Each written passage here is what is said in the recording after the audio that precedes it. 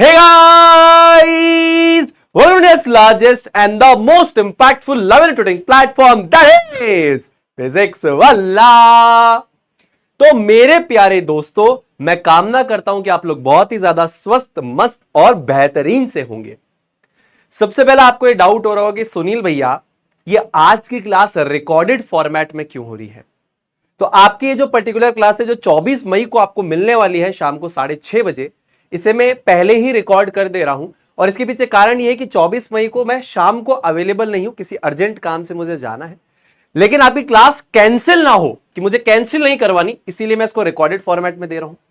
थोड़ी मेरी एनर्जी आपको लो लग सकती है, मेरी तबियत खराब थी, आपको ही पता है, लेकिन मैं फिर भी स्टिल अपना 200% दूंगा। एनर्जी हाई रख के ईमानदारी से यहां पढ़ाऊंगा। आप ईमानदारी से पढ़ना, सुनना, हर एक चीज आपको बहुत अच्छी तरीके से क्लियर होगी। हर एक चीज के पीछे का रीजन, कारण आपके पास होगा, रटना नहीं पड़ेगा, ये मैं आपको श्योरिटी देता हूं। कोई भी चीज रटनी नहीं पड़ेगी आज के इस टॉपिक के अंदर, जिसका नाम है सिग्निफिकेंट फिगर्स। तो यहां पर मैं आपको क्या क्या बताऊंगा, एक्यूरेसी एंड प्रिसीजन के बीच का डिफरेंस, फिर सिग्निफिकेंट फिगर्स होते क्या है और जरूरत क्या है। भाई हम क्यों पढ़ रहे हैं सिग्निफिकेंट फिगर्स, मेरे को नहीं मतलब। अगर मुझे नहीं मतलब है तो मुझे मतलब क्यों रखना है इससे, आप वो मुझे बताइए कि मुझे क्यों पढ़ना है, तो वो बताऊंगा। इनका ऐड करना और इनको मल्टीप्लाई और डिवाइड करने के पीछे का जो लॉजिक है वो भी मैं आपको बताऊंगा। साथ ही साथ इनको राउंड ऑफ करना भी मैं आपको सिखाऊंगा। इनका जो राउंडिंग ऑफ का प्रिंसिपल है ये भी मैं आपको यहां पर आज की इस पर्टिकुलर क्लास के अंदर सिखाऊंगा।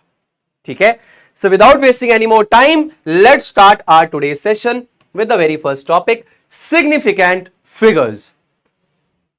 अब देखिए, सबसे पहले मैं आपसे एक सवाल पूछता हूं, आप इसके बारे में सोचिए। मैं थोड़ा सा स्क्रीन से साइड हट जाता हूं। Suppose I ask you to count the number of bananas, tables और चेयर्स एट योर होम। यानी मैं आपको बोलता हूं कि आप अपने घर पे जितने बनानास हैं, अगर हैं तो काउंट कर लीजिए भाई साहब कि घर में खाने के लिए बनानास आए कितने हैं।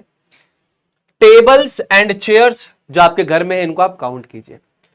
तो क्या आप मुझे एक एक्यूरेट नंबर बता सकते हैं? क्या आप मुझे एक एक्यूरेट नंबर बता सकते हैं? अगर मैं आपसे पूछूं आपके घर में कितनी टेबल, चेयर या बेसिकली कितने बनानास हैं, कितने ऑरेंजेस हैं, तो आप मुझे गिन के एग्जैक्ट डेटा बता सकते हो? ऑब्वियसली कैसी बातें कर रहे हो यार सुनील भैया, 100% हम आपको बता सकते हैं। बता सकते हो? हाँ। तो यस सुनील भाई, हम आपको यह बता सकते हैं कि हमारे घर पे कितना टेबल है, कितना चेयर है, कितना मैंगो है, कितना एप्पल है, कितना बनाना है, सब बता सकते हैं। आपको पता है ऐसा क्यों? क्योंकि ये जो ऑब्जेक्ट्स हैं, these are in the form of whole number of identifiable objects। पहली बात तो ये ऑब्जेक्ट्स ऐसे हैं जो आइडेंटिफाइबल हैं, जिन्हें आप देखकर बता सकते हो, महसूस कर सकते हो, फील कर सकते हो, आइडेंटिफाई कर सकते हो, और ये होल नंबर में प्रेजेंट होते हैं। होल नंबर का मतलब क्या हुआ? यानी नॉट फ्रैक्शनल और डेसिमल। समझ में आ गई बात? अरे भाई फ्रैक्शनल और डेसिमल नहीं है, मतलब 1 2 3 4 5 ऐसे होगा, नॉट फ्रैक्शनल और डेसिमल। एग्जाम्पल, ये वैल्यू 1 2 3 4 ऐसे होगी, ऐसे नहीं होगी। 1.1 2.2 ऐसे नहीं होगी। समझ रहे हो? अब मैं बोलूं तुम्हारे घर में बनाना कितने हैं, तो तुम ऐसे थोड़ी बोलोगे 2.2 बनाना है मेरे घर में। जितने हैं, 1 होगा बनाना, 2 होगा, 3 होगा, 4 होगा, 5 होगा, 6 होगा। तो होल नंबर वैल्यूज में होंगे। कैसे होंगे? होल नंबर वैल्यूज में होंगे। ठीक है, ऐसे नहीं होंगे, होल नंबर वैल्यूज में होंगे। ठीक है ना, ऐसे नहीं होंगे, ऐसे होंगे। तो यहां पर आप मुझे क्यों बता पाए? Because it is easy to count, यानी इन्हें गिनना आसान है। ये होल नंबर वैल्यूज में प्रेजेंट है, आइडेंटिफाइबल है। मैं घर में गया, मैंने देखा बनाना, 1 बनाना, 2 बनाना, 3 बनाना, 4 बनाना, 5 बनाना, होल नंबर में होंगे। ऐसा तो नहीं होगा 1.1 बनाना, 2.8 बनाना, 64.5 बनाना, ऐसा तो नहीं होगा। साथ ही साथ similarly the defined quantities like number of seconds in a minute are also exact. तो ये क्वांटिटीज वो हैं जो एग्जैक्ट है। मैं आपसे पूछूं 1 किलोमीटर में कितने मीटर? 1000 मीटर।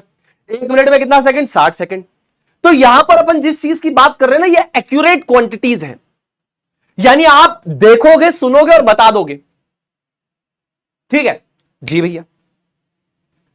लेकिन अगर मैं आपको बोलूं, आपको स्पैन का एग्जैक्ट साइज मुझे बताना है, स्पैन का एग्जैक्ट साइज मुझे बताना है। ठीक है, स्पैन का एग्जैक्ट साइज मुझे आपको बताना है।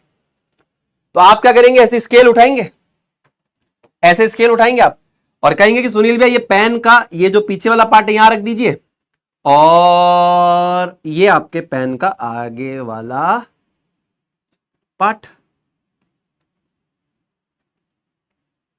ठीक है, ये इतना लंबा पेन है।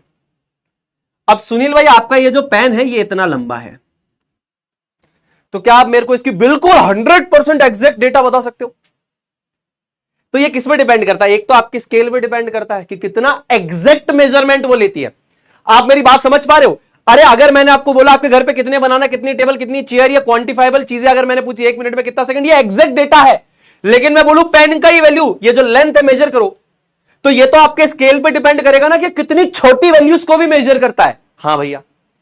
दूसरा आपके ऊपर डिपेंड करेगा आप कैसे मेजर करते हो। कल को कोई बालक पेन को हल्का सा 0.01 सेंटीमीटर इधर से मेजर करना स्टार्ट करता है, तो उसकी कुछ वैल्यू अलग आएगी, मेरी कुछ अलग आएगी, सामने वाली कुछ अलग आएगी। आएगी? हाँ। अभी इसकी वैल्यू क्या आएगी? ये आएगी 2.1 2 3 4 5 6 7 8, तो लगभग ये वैल्यू आएगी 2.8। ये तो फिक्स है। उस 8 के बाद ये थोड़ा और आगे जा रहा है, यहां से देखो, ध्यान से देखो, ये थोड़ा और आगे जा रहा है सुनील भाई, 2.8 से थोड़ा आगे जा रहा है ना? तो कुछ लोगों ने मान लो अगर थोड़ा सा अगर पीछे करके मेजर किया होता तो उनका 2.8 आता। किसी ने मान लो थोड़ा सा आगे रख के मेजर किया, एक्चुअल मेजर किया तो 2.8। अब मैं इसको मान लेता हूं कि थोड़ा सा इसके अंदर और डिवीजन होते हैं, 1 2 3 4 5, इसके बीच में और डिवीजन होते हैं। ये समझो, ये जो दो छोटे डिवीजन है ना, ये वाला और ये वाला, इसके बीच में और छोटे छोटे डिवीजन होते, तो मैं और एग्जैक्ट बता पाता। पर ये नहीं है तो मैं तुक्का लगा लेता हूं। मैं तुक्का लगाता हूं कि इसके और इसके बीच में छोटी छोटी लाइंस होगी, 1 2 3 4 5 6, तो ये 6 होगा। तो ऐसी चीजों की आप बिल्कुल एग्जैक्ट वैल्यू नहीं बता सकते। यहां पर एक अनसर्टेनिटी है, समझ रहे हैं आप? जैसे आपसे मैंने पूछा कितने बनाना है, कितने एप्पल है, कितने मैंगो है, कितनी टेबल है, कितनी चेयर है, कितने लोग हैं, ये सब एग्जैक्ट क्वांटिटीज है। क्या ये एग्जैक्ट क्वांटिटी है? नहीं, ये एग्जैक्ट नहीं है। तो बहुत सारी ऐसी साइंटिफिक मेजरमेंट्स होती हैं that can not be measured accurately as it depends upon, यानी बहुत सारी ऐसी साइंटिफिक मेजरमेंट्स होगी जिन्हें आप बिल्कुल 100% एक्यूरेट नहीं मेजर कर सकते। और वो किस पे डिपेंड करती है? पहला तो आपके डिवाइस पे मेजर करती है। अब यही मैं एक और एडवांस स्केल लेता जो इसके बीच में और छोटी छोटी लाइनें होती तो बिल्कुल एग्जैक्ट बताती। अब ये उतना एग्जैक्ट नहीं बता रही है क्योंकि इसके दोनों के बीच में अपन एक अजम्पशन ले रहे हैं कि ये वैल्यू के बीच में आ रही है ना, तो ये 0.1 2 3 4 5 6, तो 2.86, यानी ये 0.01 0.02 0.03 0.04 0.05 0.06, हम एक अजम्पशन लेके चल रहे हैं इतना होगा, एग्जैक्ट नहीं पता। दूसरा, ये भाई साहब आपके स्किल ऑफ द ऑपरेटर पे भी डिपेंड करता है। अब एक बच्चे ने पेन यहां से मेजर किया, एक बच्चे ने थोड़ा सा 0.01 इधर पीछे से मेजर किया, तो उसकी 2.8 आएगी। मान लो अगर मैं इसको ऐसे मेजर करना स्टार्ट करता, हल्का सा यहां पे पीछे रख दिया, हल्का सा पीछे रख दिया, हल्का सा पीछे रख दिया, तो यही जो सेम पेन है मेरा, ये मेरा कितने लेंथ का होता है? ये सेम पेन जो है मेरा, ये कितने लेंथ का होता है? ये जो सेम पेन है मेरा, ये तब कितने लेंथ का होता है? एग्जैक्टली 2.8 का होता। तब कितना होता? 2.8। तो यहां पर एक्यूरेट रिजल्ट्स क्यों नहीं आ रहे? एक तो मेजरिंग डिवाइस एक रीजन हो सकता है। दूसरा, अरे भाई जो बंदा मेजर कर रहा है उसके मेजर करने का तरीका सही नहीं हो सकता। समझ में आ गई बात? फील आ रहा है क्या? हाँ जी भैया। चलो अब देखो, यहां से मैं आपको एक्यूरेसी और प्रिसिशन दोनों समझाऊंगा। मेरी बात को बहुत गौर से, बहुत ध्यान से और बहुत ईमानदारी से सुनना। तो हमने क्या किया? हमने 4 लोग लिए, है ना, रामू, शामू, पपलू और टपलू। 4 लोग लिए। 4 लोग कौन कौन है? चलो नाम थोड़े से चेंज कर लेते हैं, नाम थोड़े से चेंज कर लेते हैं। 4 लोग में सबसे पहले आपके पास है सुनील भैया, ठीक है, सुनील भैया, मोहित भैया, हसमुख लाल और सिमाइला, ठीक है ना, हसमुख लाल और सिमाइला। ये 4 लोग हम पकड़ के लाए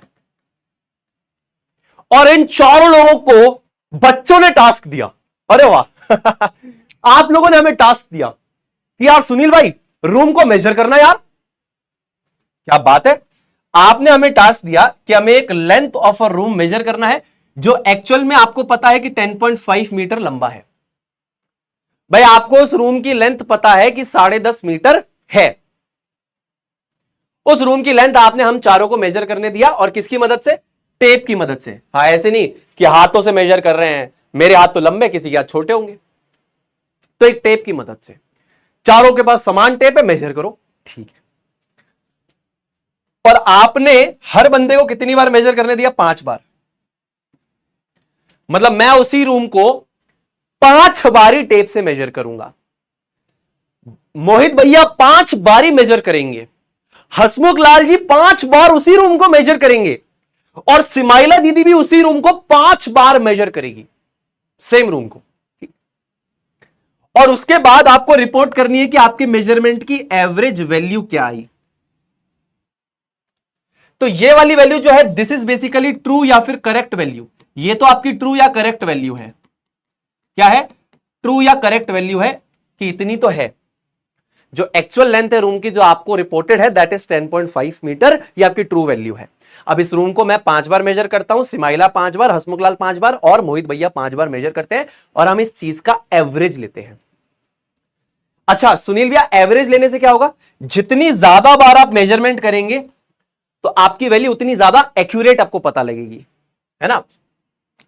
तो आप जितनी बार क्वालिटी ऑफ मेजरमेंट इंप्रूव्स, जितनी बार आप करेंगे आपकी क्वालिटी ऑफ मेजरमेंट इंप्रूव्स।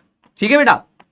तो कभी भी किसी भी चीज को ऐसा नहीं कि एक बार मेजर करके बोल दिया कि हाँ तो सही है, नहीं, मल्टीपल टाइम्स मेजर करो, फिर उसका एक एवरेज लो।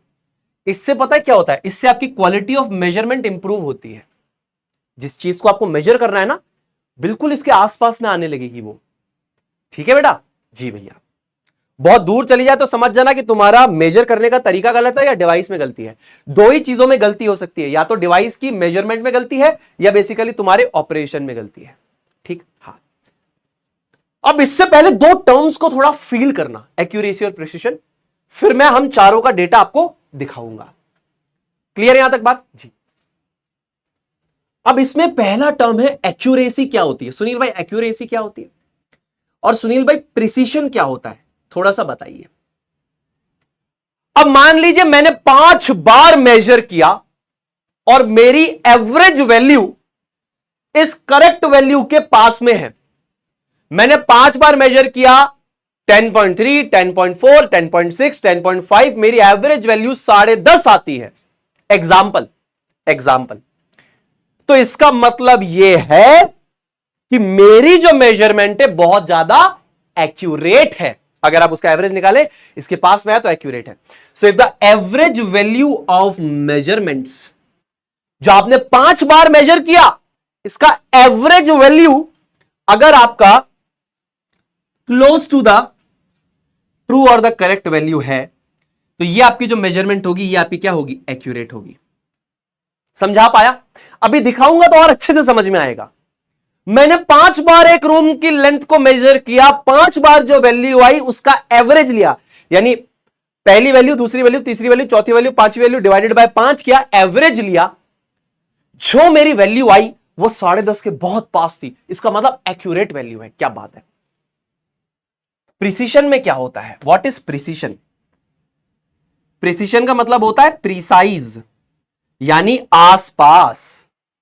अब देखिए, if the values of the different measurements are close to each other, मतलब मान लो मैंने पहला मेजरमेंट किया 10.2, दूसरा मेजर किया 10.20, तीसरा मेजरमेंट किया 10.31, फिर 10.30, फिर 10.4। मैंने 5 बार मेजर किया, 10.5 के आसपास में नहीं है, आपस में एक दूसरे के आसपास है। 10.1, 10.01, 10.2, 10.02 आसपास में खेल रहा है। इसे कहते हैं प्रिसाइज वैल्यू। ठीक है ना। जब ये वैल्यूज एक दूसरे के आसपास होंगी तो ये खुद की एवरेज वैल्यू के आसपास होंगी। अरे मतलब अगर मैंने बोला 10.1, 10.2, 10.15, 10.25, 10.35, इन वैल्यूज को अगर आप ऐड करके एवरेज लोगे तो ये वैल्यूज इसके पास में तो नहीं होगी, लेकिन अपनी ये जो 5 वैल्यूज है इनके आसपास तो होगी। हाँ, इसे बेसिकली कहते हैं प्रिसाइज मेजरमेंट, यानी इसे कहते हैं प्रिसिशन। अब मैं एक एक एग्जांपल लूंगा, तुम्हें और क्लैरिटी मिलेगी। तो ये तुम्हारा था कंसेप्ट नंबर 1, ये तुम्हारा था कंसेप्ट नंबर 2। दो कंसेप्ट थे अलग अलग। अब आ जाओ, ये पर्सन ए जो है ये है सुनील भैया। कौन है? सुनील भैया। सुनील भैया ने सबसे पहले रूम को मेजर किया। अब आप इंडिविजुअल मेजरमेंट्स को पहले देखिए। देखिए 10.3, 10.4, 10.5, 10.6, 10.7, ये सारी वैल्यूज एक दूसरे के आसपास है। ये सारी वैल्यूज एक दूसरे के आसपास है। ये सारी वैल्यूज 10.3, 10.4, 10.5, 10.6, 10.7। सुनील भाई ये सारी वैल्यूज एक दूसरे के आसपास है, सारी की सारी। इसका मतलब सुनील भैया का प्रिसीशन क्या है? गुड प्रिसीशन है। समझ रहे? ये सारी वैल्यूज एक दूसरे के क्लोज है। 10.3, 10.4, 10.5, 10.6, 10.7, प्रिसीशन गुड हो गया। और अगर इनका एवरेज वैल्यू जो है 10.3, 10.4, 10.5, 10.6, 10.7 डिवाइडेड बाय 5, ये एवरेज वैल्यू आ रही है 10.5। ये नियर टू ट्रू वैल्यू है, नियर और इक्वल टू ट्रू। ये लाल कलर दिख रहा है ना? नहीं दिख रहा तो हटा देता हूं। नियर और equal to true slash correct value. इसका मतलब यहां पर एक्यूरेसी भी खतरनाक है, गुड एक्यूरेसी। मेरी बात समझ में आई क्या मेरे दोस्तों? मेरी बात समझ में आई क्या मेरे दोस्तों? तो एक रूम को सुनील भाई ने मेजर किया। पहली मेजरमेंट 10.3, 10.4, 10.5, 10.6, 10.7 सारी एक दूसरे के आसपास है ना, तो गुड प्रिसीशन। इनका एवरेज ले लो, तो ये जो एवरेज वैल्यू है 10.5, ये एक्चुअल वैल्यू, ट्रू वैल्यू जितनी चाहिए उसके आसपास है, गुड एक्यूरेसी। आओ दूसरा केस इमेजिन करते हैं।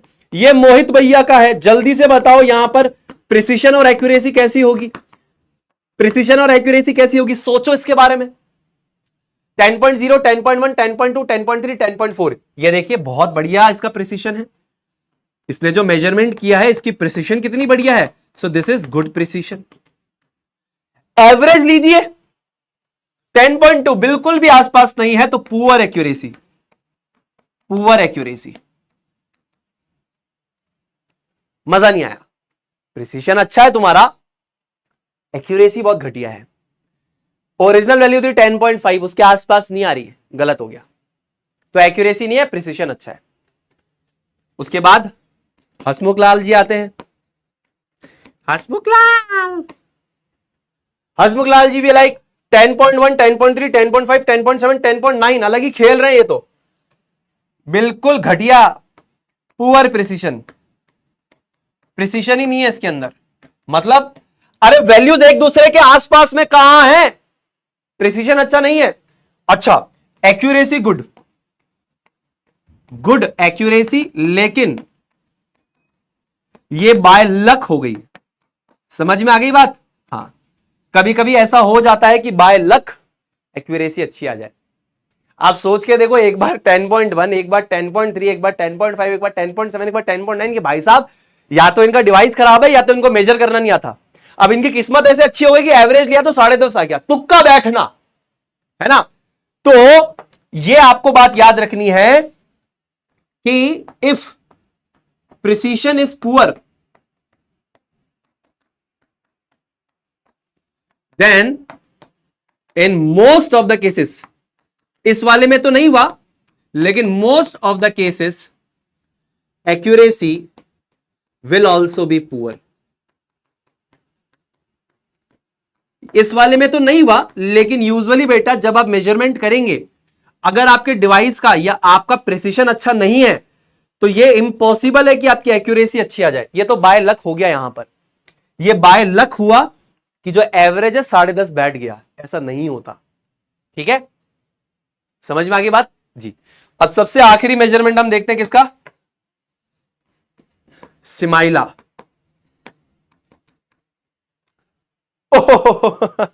अरे यार, अरे यार, अभी मेरी थोड़ा तबीयत खराब है, नहीं तो बहुत हंसता मैं। हंसने से भी पेट में दर्द हो रहा है। अरे यार, सिमाइला 10.7, 10.9, 11.11, 11.1, 11.3, ये क्या है भाई? अरे बाप रे, पुअर प्रिसीजन, बहुत ही गंदा प्रिसीजन है भाई तुम्हारा। सोच के देखो भाई, ये प्रिसीजन है?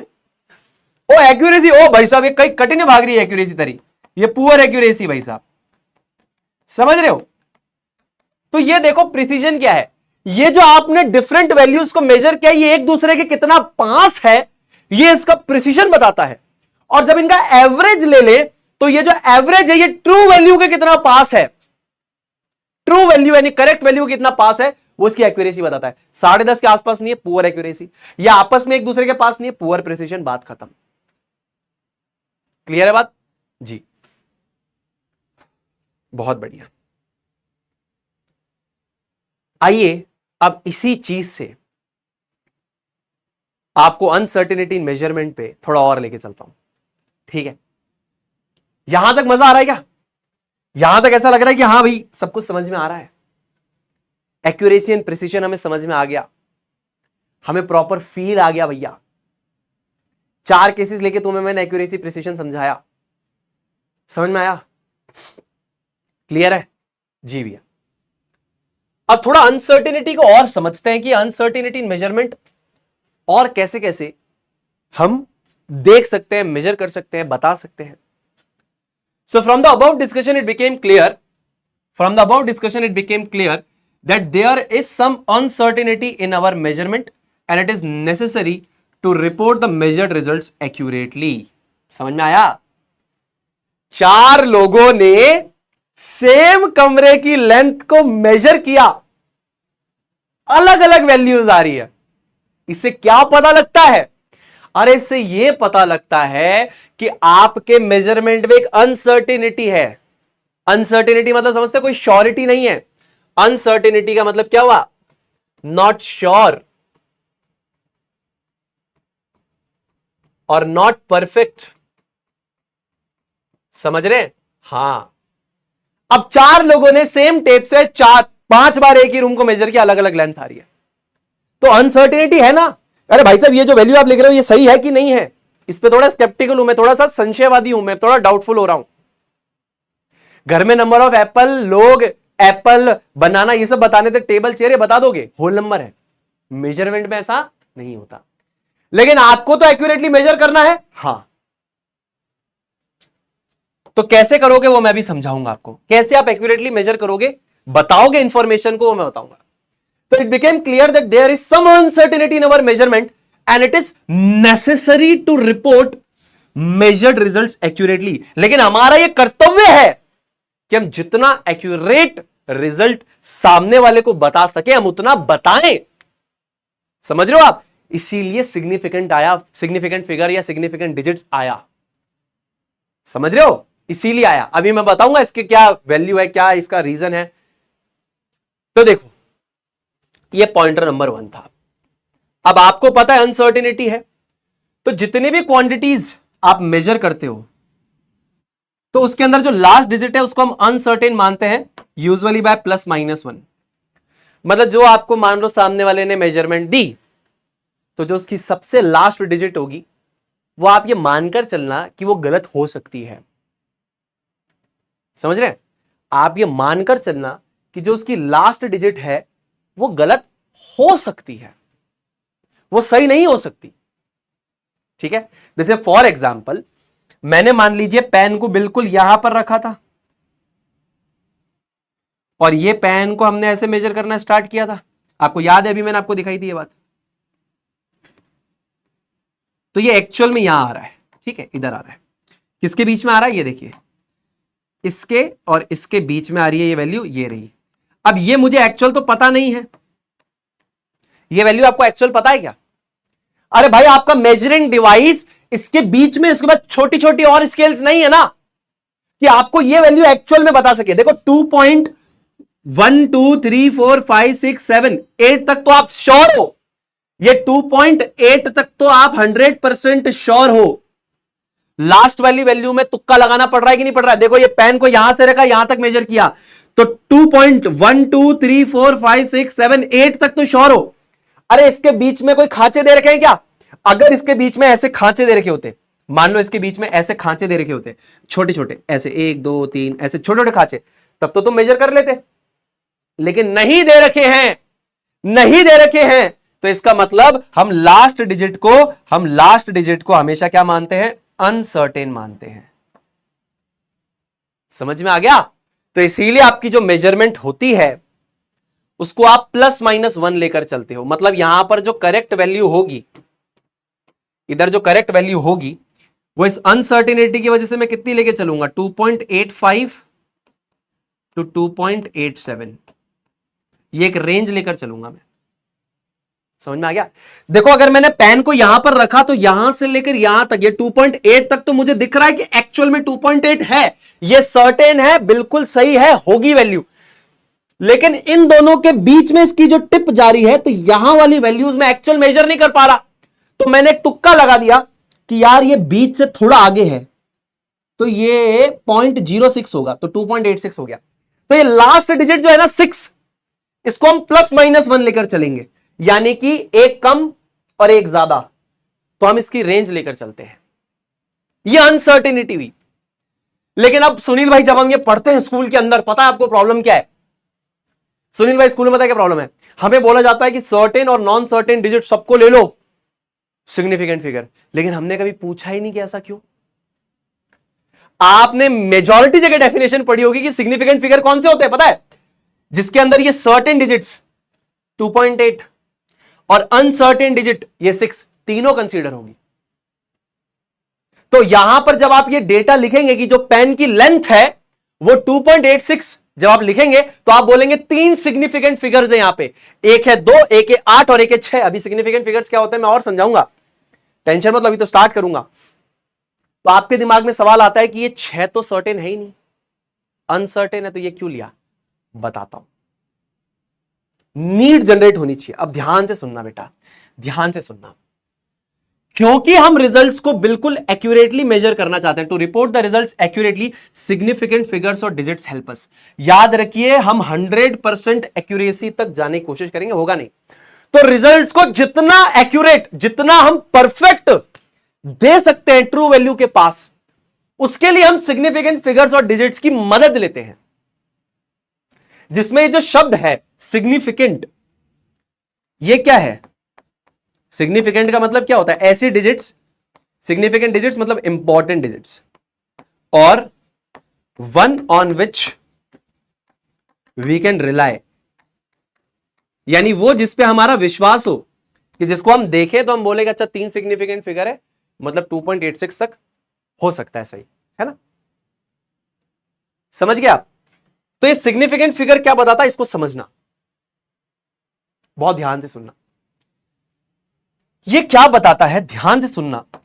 दे refer to the reliable digits in the given number which are sufficient to convey accurate information.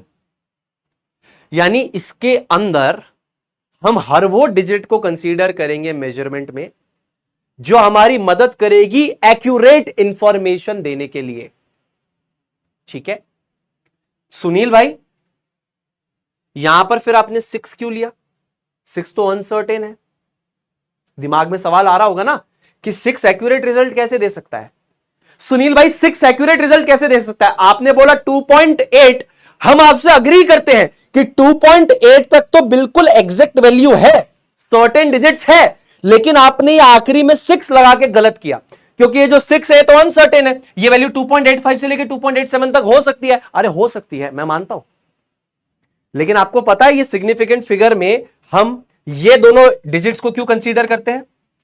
All certain digits including the last digit whose value is uncertain, मतलब सारी सर्टेन डिजिट्स और साथ ही साथ अनसर्टेन डिजिट्स को हम क्यों significant figure मानते हैं, प्लीज सुनना। देखिए ये तो सर्टेन है, मतलब एक्चुअल में 2.8 तो है, लेकिन अगर मैं आपसे पूछता कि बेटा मुझे तो पेन की एक्यूरेट लेंथ चाहिए, तो आप मेरे को ये बोलते 2.8, मैं मेजर करता और अच्छे इंस्ट्रूमेंट से और मेरा 2.8 से ज्यादा था तो मैं तो आपको कहता आपने गलत बताया मुझे।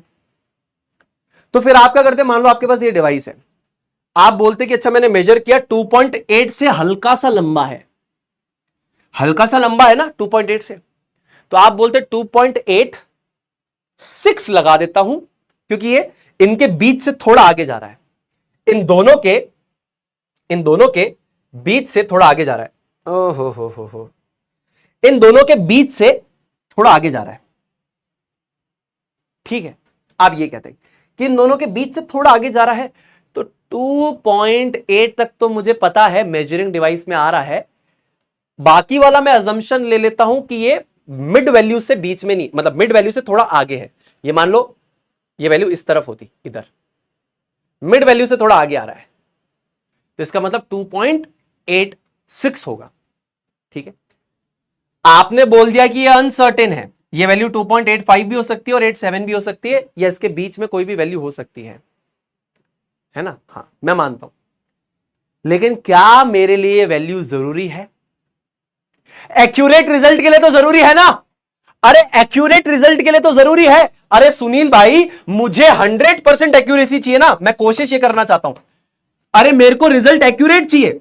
आप 2.8 की सर्टेनिटी के साथ मुझे अनसर्टेनिटी भी दो ना, मुझे 100% एक्यूरेट रिजल्ट चाहिए।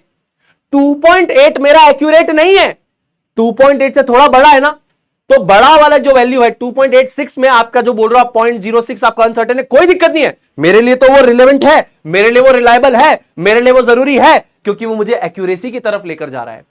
तो इसीलिए बेटा रटना नहीं है, आप जब भी इंफॉर्मेशन लिखते हैं तो आपको बोला जाता है कि सर्टेन के साथ अनसर्टेन डिजिट्स आपके लिए इंपॉर्टेंट है। क्यों? क्योंकि सर्टेन के साथ जो अनसर्टेन डिजिट्स है कहीं ना कहीं वो आपको एक्यूरेसी की तरफ लेकर जा रही है। आपको अनसर्टेनिटी में यह पता है ना कि 85 हो सकता है, 87 हो सकता है, लेकिन तब भी 3 सिग्निफिकेंट डिजिट्स ही रहेगी, 1 2 3 1 2 3, और इधर भी रहेगी 1 2 3। जितने भी नॉन जीरो डिजिट्स है सिग्निफिकेंट है, तो इधर 3 हो गई, 3 हो गई और 3 हो गई। आप मेरी बात समझ पा रहे हो क्या? तो अगर मैं यहां पे पेन की लेंथ लेता 2.8 एक्यूरेट है, लेकिन उसके थोड़ा और आगे भी जा रही है ना, तो मैंने वहां पे 2.86 लिख दिया। अभी जो 0.6 है ये 0.85 भी हो सकता है, 0.87 भी हो सकता है, लेकिन मेरे लिए जरूरी है, मेरे को एक्यूरेट डेटा चाहिए, इसीलिए सिग्निफिकेंट फिगर में सर्टेन प्लस अनसर्टेन डिजिट दोनों कंसीडर होती है। क्योंकि मैं रटवा नहीं सकता इसीलिए मैंने आपको डायग्राम से ये चीज समझाई। रिलेवेंट लगी? मजा आया? हाँ। अब चलो इनको कैलकुलेट करने के तरीके, पेन पेपर निकाल लीजिए, सॉल्व करना मेरे साथ साथ। पहला नियम, पहला कायदा, पहला कानून सिग्निफिकेंट फिगर्स के लिए, all the non zero digits as well as the zero between the non zero digits are significant digits और फिगर्स। जितनी भी नॉन जीरो डिजिट्स है, 1 2 3 4 5 6 7 8 9, जितनी भी नॉन जीरो डिजिट्स हैं सारी की सारी सिग्निफिकेंट है। अगर आपका नॉन जीरो डिजिट्स के बीच में जीरो आ जाए तो वो भी सिग्निफिकेंट है। Zero between the non zero digits are significant digits और फिगर्स। अब मान लीजिए मुझे एकदम एक्यूरेट रिजल्ट के बारे में बात करनी है जो मैंने मेजर किया, तो सिग्निफिकेंट फिगर और डिजिट की मदद से मैं उस एक्यूरेट डेटा तक पहुंच सकता हूं। कैसे? मैं आपको बताता हूं। आपने बोला 576 सेंटीमीटर, तो मैंने मेजर किया ना, मैंने मेजर किया कि 5 भी था, 7 भी था, 6 भी था, 576 मैंने मेजर किया, तो यहां पर 3 सिग्निफिकेंट फिगर्स होंगे। All non zero digits, non zero digits है, 3 सिग्निफिकेंट फिगर्स। 0.48 कितनी नॉन जीरो डिजिट्स है? 4 और 8, 2 नॉन जीरो डिजिट्स है, सिग्निफिकेंट फिगर्स या डिजिट्स 2। 5004, सुनील भैया जीरो की तो यहां वैल्यू नहीं होती। अरे जीरो की क्यों नहीं वैल्यू होती? बहुत वैल्यू होती है भाई। ये मैंने एक्चुअल मेजर किया ना, जब मैं एक चीज को मेजर कर रहा था तो उसका एक्चुअल वजन आया 5004। तो मेरे लिए अगर सामने वाले को बताना है तो मैं क्या बोलूंगा? भैया जी 5004 किलोग्राम। तो मेरे लिए ये जीरो भी वैल्यूएबल है। ये मुझे एक्चुअल डेटा तक पहुंचने में मदद कर रहा है। तो नंबर ऑफ सिग्निफिकेंट फिगर्स हमारे पास कितने होंगे? 4 होंगे। मुझे किसी ने बोला 2.05, तो ये 2.15, 25, 35, 45, 65, 75, 85, 95 की जगह क्या है? 2.05 है, इसलिए जीरो की यहां पर वैल्यू है। ये 2.15 भी हो सकता था, 25 भी हो सकता था, 35 भी हो सकता था, लेकिन ये 2.05 है। इसका मतलब मेरे पास कितने सिग्निफिकेंट फिगर्स हो गए? यहां पर 3 हो गए। 3 सिग्निफिकेंट फिगर्स, 4 हो गए, 2 हो गए और 3 हो गए। तो जितनी भी नॉन जीरो डिजिट्स हैं और जितने भी आपके जीरो, दो नॉन जीरो डिजिट्स के बीच में आएंगे, वो सारे के सारे सिग्निफिकेंट फिगर्स हैं, क्योंकि वो हमें एक्चुअल या ट्रू वैल्यू या करेक्ट वैल्यू तक लेकर जाते हैं। आगे चलिए, मजा आ रहा है? देखो, अब ये आपने याद किया होगा, मैं इसके पीछे आपको रीजन दूंगा। ये आपने याद किया होगा, मैं आपको रीजन दूंगा। ध्यान से सुनिए, zeros to the left of the first non zero digit in a number are not significant. यानी मान लीजिए एक नॉन जीरो डिजिट के लेफ्ट साइड पे, एक नॉन जीरो डिजिट के लेफ्ट साइड पे अगर जीरोस हैं तो वो सिग्निफिकेंट नहीं है। और वो क्यों नहीं है वो मैं आपको बताता हूं। अगर आपका ये किलोमीटर में आपने मुझे डेटा बताया, मान लीजिए आप आए मेरे पास और बोला सुनील भाई सुनो 0.00700 किलोमीटर, तो मैंने बोला एक काम करना भाई, इसको मैं ऐसे लिख सकता हूं 0.700 मीटर लिख सकता हूं। आपने कहा हां। मैंने कहा इसको मैं ऐसे लिख सकता हूं 4.5 ग्राम। अब किलोग्राम से ग्राम में कैसे जाना है ये मैंने सब सिखाया हुआ है आपको। ये किलोमीटर है तो कितना हो जाएगा? 5.2 मीटर। हां, ऐसा भी लिख सकता हूं। तो तुम इसमें मेजर कर रहे थे, मैं इसमें मेजर कर रहा था, बात तो सेम है भाई। तुम किलोमीटर वाली स्केल में मेजर कर रहे थे, मैं मीटर और ग्राम वाली स्केल में मेजर कर रहा था। उसी सेम चीज को तुमने ऐसे लिखा, मैंने ऐसे लिखा, सही है? हाँ, मुझे बताओ जीरो की क्या इज्जत थी यहां पे? इधर इस केस में क्या इज्जत थी भाई साहब? अगर मैंने मीटर में कन्वर्ट कर दिया तो ये 7.00 हो गई, ये 4.5 हो गई, ये 5.2 हो गई। तो ये एक्चुअल में क्या होते हैं? They simply indicate the decimal point and are place holders. ये simply indicate the decimal point, ये सिर्फ और सिर्फ एक डेसिमल पॉइंट को रिप्रेजेंट करते हैं, प्लेस होल्डर कहलाते हैं। जैसे अगर मैं लिखता हूं ये 0.00700, अगर मैंने इस डेसिमल को इधर शिफ्ट कर दिया तो ये मीटर हो गया 7.00 मीटर, ये हो गया 4.5 ग्राम, ये हो गया 5.2 मीटर। तो ये सिर्फ और सिर्फ डेसिमल जो आपकी प्लेस है ना, simply indicate the decimal point, उसको इंडिकेट करते हैं। इनको प्लेस होल्डर बोलते हैं, इसीलिए इनको सिग्निफिकेंट नहीं माना जाता। अब यही डेटा अगर मैंने ऐसे रख दिया तो मेरे सिग्निफिकेंट फिगर कितने बने? इधर कितने बने, इधर कितने बने? इधर जो मेरे सिग्निफिकेंट फिगर एसएफ बने वो कितने बने मैं आपको बताता हूं। इधर मेरे बने 2 नॉन जीरो डिजिट्स, इधर कितने बने? 2, इधर तुम बोलोगे 1, एक्चुअल में होंगे 3। बताओ क्यों? क्योंकि सामने वाला ये कह रहा है, डॉट लगा के बोल रहा है 2 जीरो, यानी वो इतना प्रिसाइज है, इतना खतरनाक आदमी है कि वो कह रहा है कि 7.00 लिखना। 7.01 भी नहीं लिखना, 10 भी नहीं लिखना, 20 भी नहीं लिखना, 30 भी नहीं लिखना। उसने एक्चुअल में इसको डिफाइन किया, तो डेसिमल के इस तरफ पे है, इसीलिए क्या है? ये सिग्निफिकेंट फिगर होगा। मेजर करने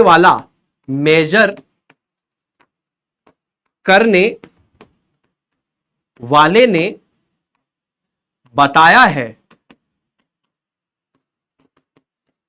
कि डेसिमल के राइट साइड पर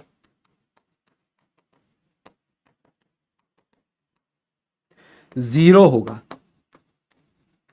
यानी वैल्यू एग्जैक्ट मेजरमेंट है, एग्जैक्ट 7.00 है। वो ये कह रहा है, इतना कॉन्फिडेंट, इतना श्योर है कि जिसने इसको मेजर किया वो ये कह रहा है कि दादा ये 7.00 है, ये 7.01 नहीं है, 7.02 नहीं है, 7.03 नहीं, कुछ नहीं, एग्जैक्ट 7.00 है। इसलिए 3 सिग्निफिकेंट फिगर हो गए मेरे लिए कि ये मेरे को ये बता रहा है कि 7 के बाद जो इधर 2 डेसिमल प्लेसेस है, इधर आपके भाई साहब दोनों 0 है। तो अगर इस तरफ आएगा 0 तो ये सिग्निफिकेंट है, सिग्निफिकेंट। बहुत एग्जांपल कराऊंगा। देखो यही रूल आ गया, ये रूल नंबर 3 था आपका एक्चुअल में, रूल 3, ये वाला रूल नंबर 3 का पार्ट है ये वाला। So trailing zeros to the right of the decimal are significant, यानी डेसिमल के बाद अगर कोई इंसान जीरो लिख रहा है मतलब वो अपने मेजरमेंट को लेकर बहुत श्योर है, ठीक है ना। तो कोई भी इंसान अगर इस तरीके से आपको मेजरमेंट दे रहा है इसका मतलब वो 100% श्योर है कि ये जीरोस ही होंगे यहां पर और कोई वैल्यू नहीं होगी। सो ट्रेलिंग जीरोस यानी आखिरी में आने वाले zeros, trailing zeros to the right of the decimal are significant. Multiple zeros आ रहे हैं ना ट्रेलिंग जीरोस, तो ये जो आपके डेसिमल के राइट साइड में होंगे सारे के सारे क्या होंगे, सिग्निफिकेंट होंगे। क्यों? मेजरमेंट करने वाले को एग्जैक्ट पता है, मेजरमेंट करने वाले को पता है कि वहां जीरो है, उसने मेजर किया है ना भाई। अरे भाई उसने एक्चुअल में मेजर किया है, वो मेजर करने के बाद बोल रहा है, वो एक्चुअल मेजरमेंट करने के बाद बोल रहा है कि 83.00 789.000 50.0000 बता रहा है वो। समझ में आया? हाँ। तो डेसिमल के राइट साइड में जितने जीरोस आएंगे सारे सिग्निफिकेंट है। तो यहां पे सिग्निफिकेंट फिगर 4, यहां पे ये नॉन जीरो डिजिट 3 थी, बाकी जीरो थे, तो टोटल हो गए 6। यहां पर कितना होगा, ये भी सिग्निफिकेंट होगा और ये भी पूरा सिग्निफिकेंट होगा। आप कहोगे सुनील भैया जीरो सिग्निफिकेंट ये वाला कैसे हो गया, ये जीरो सिग्निफिकेंट क्यों हुआ? बताऊं ये जीरो सिग्निफिकेंट क्यों हुआ? क्योंकि उसने डेसिमल लगा के एक श्योरिटी दे दी। जैसे उसने डेसिमल लगाया ना, उसने श्योरिटी दे दी। क्या दे दी? एक श्योरिटी दे दी। उसने बोला ना जैसे 50.000, उसने यहां पर एक श्योरिटी दे दी कि दादा जब हम मेजर किए थे तो वो 50.000 था। तो डेसिमल के लेफ्ट में जीरो, डेसिमल के राइट में जीरो। यहां पर क्या है कि नॉन जीरो डिजिट होना चाहिए। जैसे ये 50.000 का क्या मतलब है कि जो इंसान मेजर कर रहा था उसने बोला कि एक्चुअल में डिजिट में क्या है, 50 है और इसके आगे भी कुछ नहीं है। उसका माइंडसेट समझो। अगर मैं मेजर कर रहा था, मैं ऐसे लिख दूं 50, तो मैं श्योर नहीं हूं लास्ट डिजिट के लिए। लेकिन अगर मैं ऐसे लिख दूं या मैं ऐसे लिख दूं, तब 1 2 3 4 5 सिग्निफिकेंट, 1 2 2 सिग्निफिकेंट।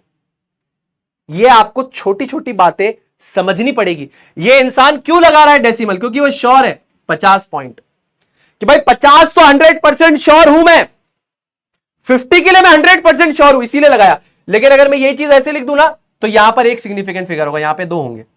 तो छोटी छोटी बातें समझो, सामने वाले का माइंडसेट क्या है, उसने क्यों लिखा होगा, ये क्यों लिखा उसने कहा कि भाई 50 तो एक्चुअल में है, उसके आगे भी सारे जीरो हैं, तो 3 और 2 5, 5 significant figure.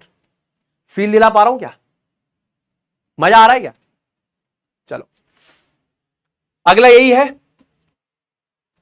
Trailing zeros in a whole number with the decimal shown are significant while without decimal are not significant. यही चीज जो मैंने अभी आपको बताई, यही चीज आपका रूल है। अगर मैं आपको बोलता हूं कि मेरा जो वजन है वो 540, यहां पे मैंने डेसिमल लगा दिया, I am sure about this data, I am sure about this data, I am sure about this data. तो डेसिमल के लेफ्ट साइड में जीरो आए, नॉन जीरो डिजिट के बाद ये जीरो आ रहा है, जीरो आ रहा है, जीरो आ रहा है, लेकिन डेसिमल लगा हुआ है ना, इसका मतलब मैं श्योर हूं ना। Trailing zeros in a whole number with the decimal shown are significant while without decimal are not significant. मतलब ये सिग्निफिकेंट नहीं होंगे। यहां पे 2 ही है, यहां पे 2 सिग्निफिकेंट, यहां पे 1 सिग्निफिकेंट, यहां पे 2 सिग्निफिकेंट फिगर है, यहां पे 2 है और यहां पर 1 है। लेकिन अगर मैंने डेसिमल लगा दिया तो राजा बेटा यहां पर 3 है, यहां पर 4 है और यहां पर 2 है। मतलब मैं श्योर हूं कि भाई साहब यहां डेसिमल लग गया, यानी 100% ये वैल्यू 0 थी, यहां पे 0 0 थी, यहां पे 0 थी। लेकिन जब मैंने ये लिखा तो मैं 0 के लेके श्योर नहीं हूं। ये 541 भी हो सकता है, 542 भी हो सकता है, 43 भी हो सकता है, 44 भी हो सकता है, 45 भी हो सकता है, 46 भी हो सकता है। ये 7801 हो सकता है, 02 हो सकता है, 20 हो सकता है, ये 51 52 ऐसे हो सकता है। तो मैं इन दोनों डिजिट्स के लिए श्योर हूं, मैं इन दोनों डिजिट्स के लिए श्योर हूं, मैं इन दोनों डिजिट्स के लिए श्योर हूं। लेकिन अगर मैंने डेसिमल लगा दिया तो मैं सारे जीरोस के लिए भी श्योर हूं। अगर अगर अगर डेसिमल लगा दिया तो जीरो के लिए श्योर है। समझ में आया? तो अगर डेसिमल लगा दिया इसका मतलब मैं 100% श्योर हूं कि 540 ही वैल्यू है। इधर 7800, इधर 50 है। अगर डेसिमल इधर लगा दिया और नहीं लगाया तो सिर्फ ये 2 2 2 1। तो यहां तक के पहले सारे रूल्स को हम रिवाइज कर लेते हैं, सारे के सारे। सबसे पहले जितनी भी आपकी नॉन जीरो डिजिट्स होंगी 1 2 3 4 5 6 7 8 9, साथ ही साथ zeros between the non zero digits, वो सारे के सारे सिग्निफिकेंट। यहां पर 3, यहां पर 2, यहां पर 4, यहां पर 3। दूसरा, zeros to the left of the first non zero digit in a number are not significant. ये सिर्फ और सिर्फ डेसिमल की प्लेस को दिखाते हैं। अगर मैंने लिखा 0.00700 किलोमीटर, इसको मैं ऐसे भी लिख सकता हूं, इसको मैं ऐसे भी लिख सकता हूं, इसको मैं ऐसे भी लिख सकता हूं। तो ये मेरी सिर्फ प्लेस होल्डर है, ये मेरी डेसिमल की प्लेस को दिखाते हैं। मैंने यूनिट कन्वर्ट कर दी तो अब यहां पर 2 सिग्निफिकेंट फिगर्स है, क्योंकि 2 नॉन जीरो डिजिट्स है। 2 नॉन जीरो डिजिट्स है तो 2 सिग्निफिकेंट फिगर है। 7.00 में 3 सिग्निफिकेंट फिगर है, क्योंकि डेसिमल के बाद मैं 100% श्योर हूं कि 2 जीरो होंगे। और यही चीज मैंने यहां बताई, trailing zeros to the right of the decimal are significant. यानी ये डेसिमल के बाद अगर आप जीरोस लगा रहे हैं तो ये सिग्निफिकेंट है, बिकॉज आप श्योर हो कि वहां पे 0 0 ही आएगा। तो 4 6, यहां पर कितना होगा? 5 होगा, क्योंकि आप डेसिमल के लेफ्ट और राइट साइड दोनों पे श्योर हैं कि यहां पर क्या आएगा? 0 आएगा। ठीक है? Trailing zeros in whole number with decimal shown are significant. अगर डेसिमल लगा है तो आप श्योर हैं कि 0 ही है, इसीलिए सिग्निफिकेंट फिगर 3, इधर 4, इधर 2। इधर नहीं होंगे क्योंकि आपने डेसिमल लगा के श्योरिटी नहीं दी है। क्लियर है? चलो, 5वां रूल, 5वां नियम, 5वां कायदा, 5वां कानून। Exact number of objects like आपके 20 अंडे, 100 balls have infinite number of significant figures as they can be represented as. मान लो आपको एक्चुअल क्वांटिटी पता है कि 20 अंडे हैं। आप 20 अंडे को कैसे लिख सकते हो? सुनील भाई, 20 अंडों को मैं पता कैसे लिख सकता हूं? 20 एग्स एक डेफिनेट क्वांटिटी है ना? 100 बॉल्स एक डेफिनेट क्वांटिटी है।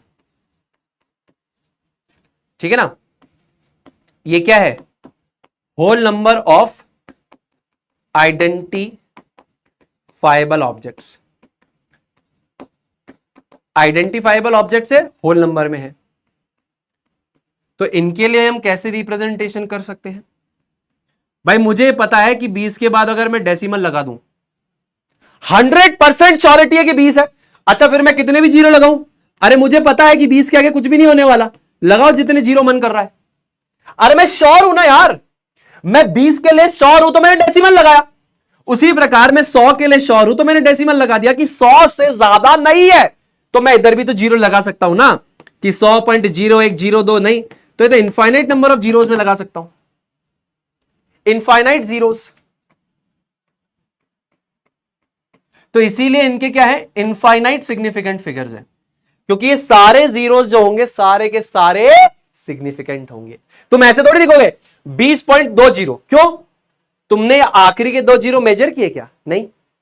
तुमको श्योरिटी कहां तक थी? 20 तक थी, यहां पे 100 तक थी, लेकिन तुमको पता है कि 20 से ज्यादा नहीं है, तो तुमने फुल स्टॉप लगा दिया, डेसिमल लगा दिया। अच्छा, आगे कितने भी जीरो लिखो, तुम्हें तो 100% डेफिनेट पता है ना कि 20.0000 इनफाइनाइट तक जाएगा। 100% श्योरिटी है तुमको कि भाई साहब ये 0.00123 कुछ नहीं हो सकता। भाई 20 अंडे तो 20 अंडे, 100 गेंद तो 100 गेंद, तो इनफाइनाइट जीरोस हो सकते हैं। इसीलिए इनफाइनाइट सिग्निफिकेंट फिगर होते हैं। जब भी कोई डेफिनेट क्वांटिटी आ जाए तुम्हारे सामने, तो उसमें क्या होते हैं? Infinite number of significant figures होंगे। ठीक है? चलो, छठा,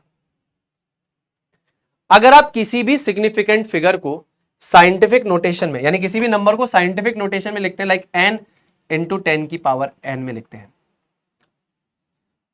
जैसे मैंने आपको बताया था कि हम लिखते हैं एक नॉन जीरो डिजिट यहां होगी, decimal B C D into 10 की पावर n। यूजुअली हम ऐसे करते हैं साइंटिफिक नोटेशन में कि n इंटू 10 की पावर n है, तो ये n का जो फॉर्मेट है कि डेसिमल से एक इस तरफ नॉन जीरो डिजिट होगी, है ना, बाकी फिर आपकी डेसिमल प्लेसेस इंटू 10 की पावर n। ये फॉर्म हमने पढ़ा है।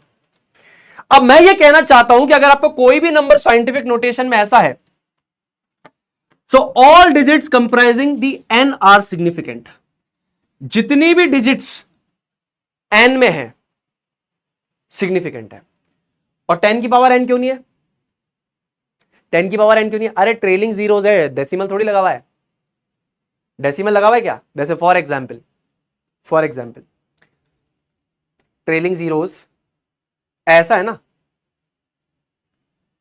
54 इंटू 10 की पावर 1 लिख सकता हूं इसको मैं। इसको कैसे लिख सकता हूं? 540 को कैसे लिख सकता हूं? 54 इंटू 10 की पावर 1। इसको कैसे लिख सकता हूं?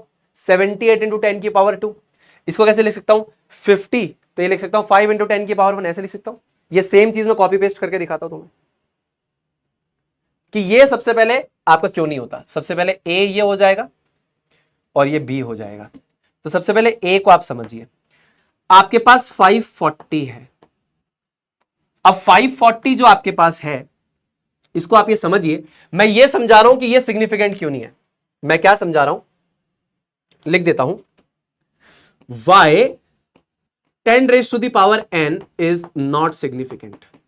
मैं आपको सबसे पहले ये समझा रहा हूं, ठीक है। पहला एग्जांपल 54 इंटू 540 है। अब इसको मैं लिख देता हूं कि 54 into 10 raise to the power 1। Significant figure दोनों केस में कितना आएगा? इधर आएगा 2, इधर भी कितना आएगा? 2। तो ये 10 रेज टू दी पावर 1 जो है ये बेसिकली सिग्निफिकेंट नहीं होता। या 10 raise to the power n जो है वो सिग्निफिकेंट क्यों नहीं होता?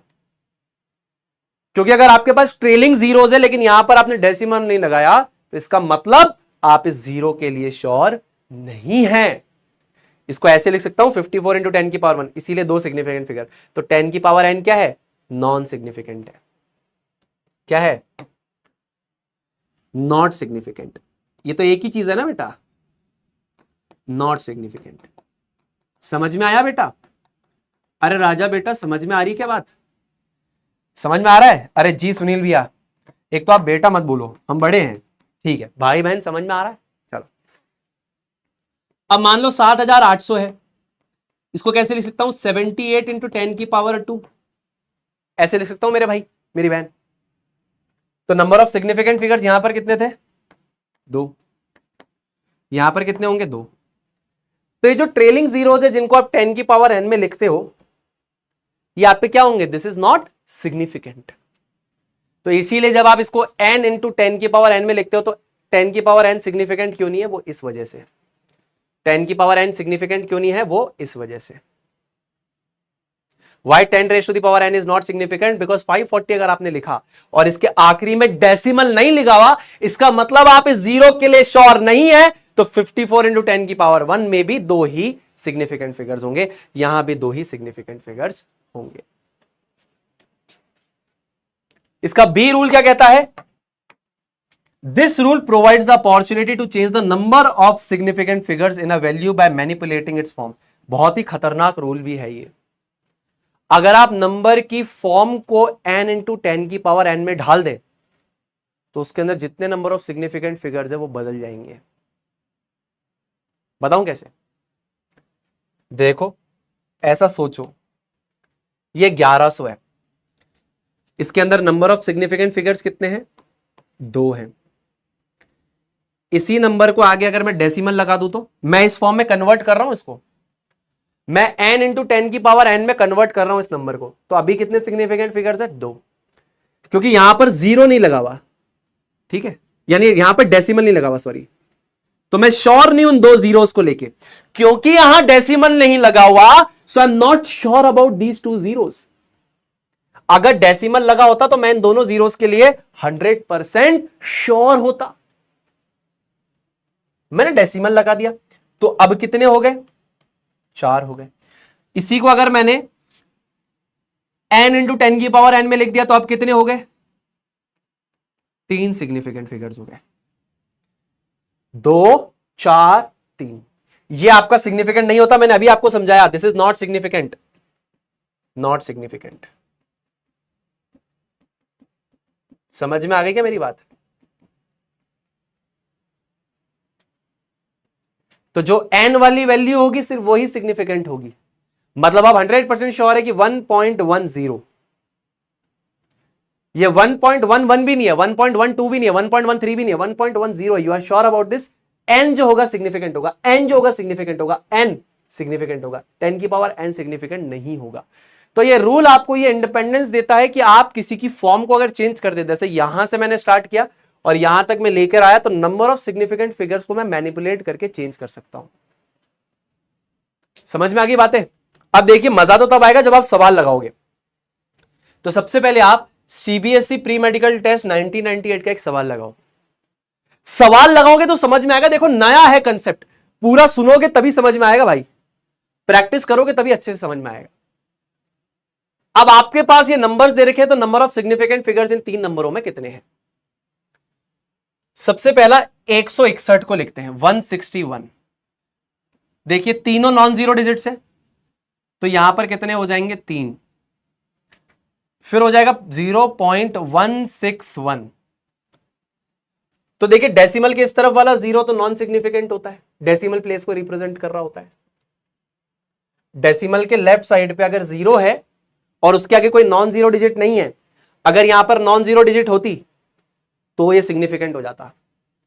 अभी नहीं है ना, तो ये लेफ्ट साइड में सिर्फ 0 है, डेसिमल के लेफ्ट साइड में सिर्फ 0 है। कितने सिग्निफिकेंट फिगर्स होंगे?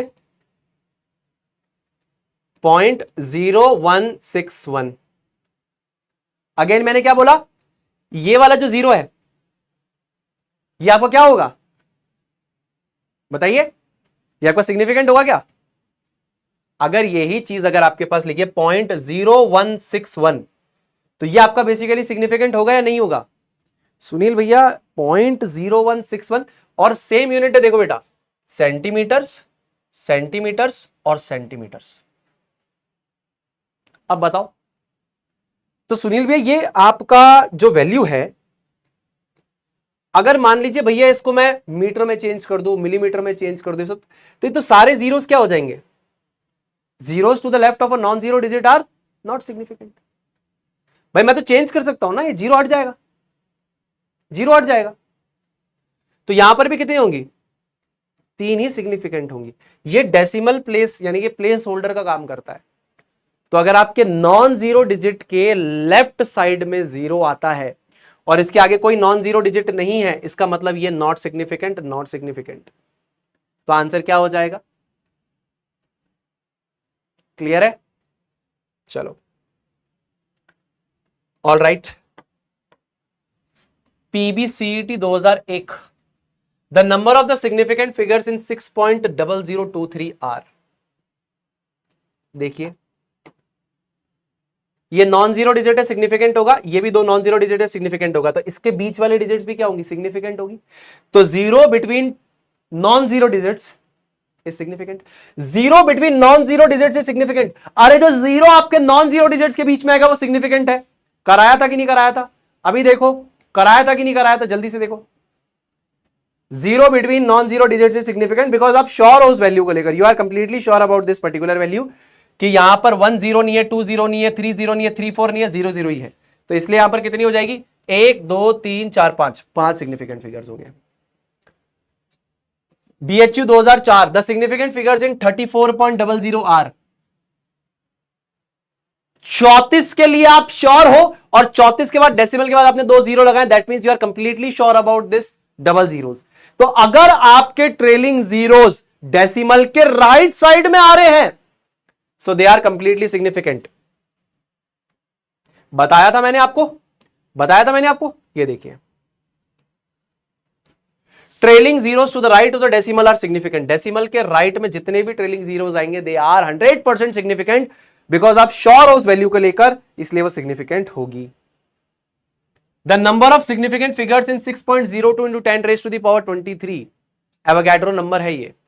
तो ये तो देखिए आपको पता है, दिस इज नॉट सिग्निफिकेंट, 10 की power n is not significant.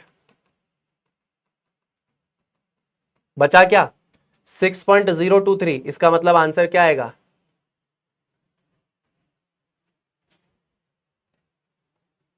NCERT exercise 1.19 जल्दी से करेंगे फटाफट से। एनसीईआरटी एक्सरसाइज 1.19 का सवाल करेंगे स्क्रीन को पॉज करके।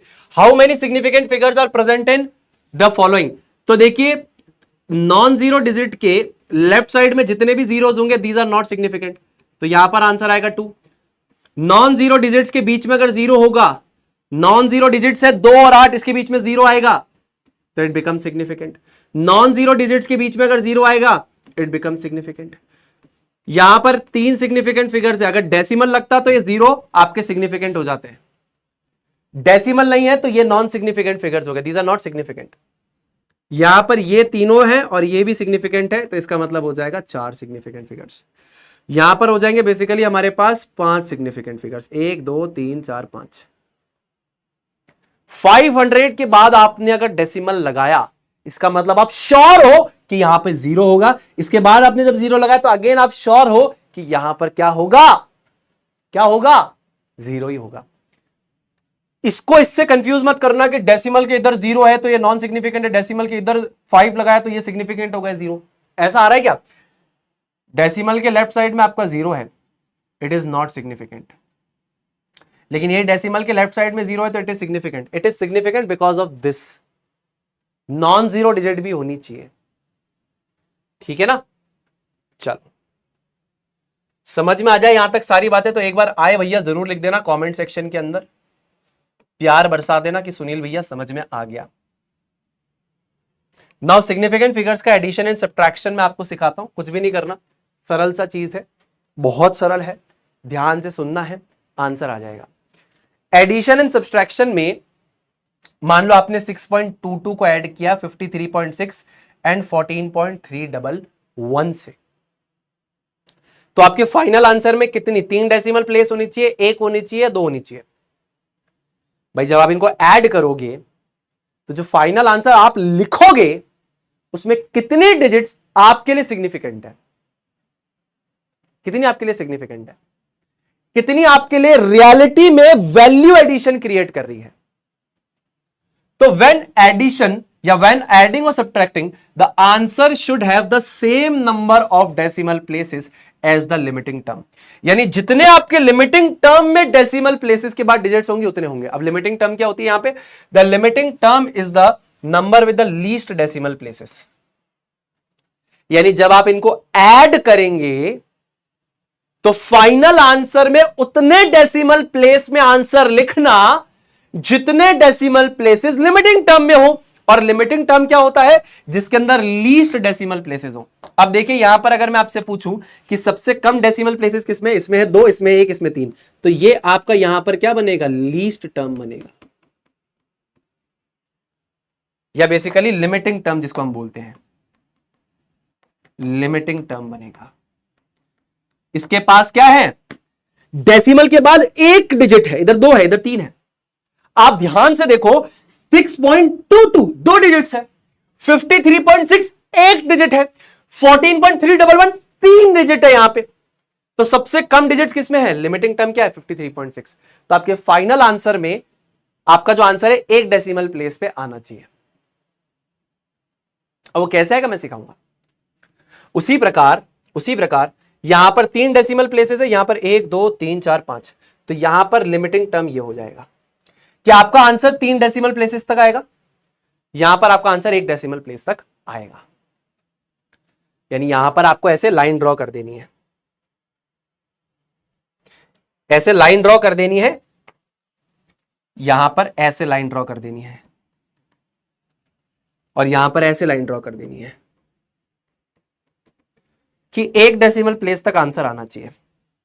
तो क्या सुनील भैया अगर मैं यहां पर 119.2 लिख दूंगा तो यह सही रहेगा, और यहां पर 5131.331 लिख दूंगा तो सही रहेगा?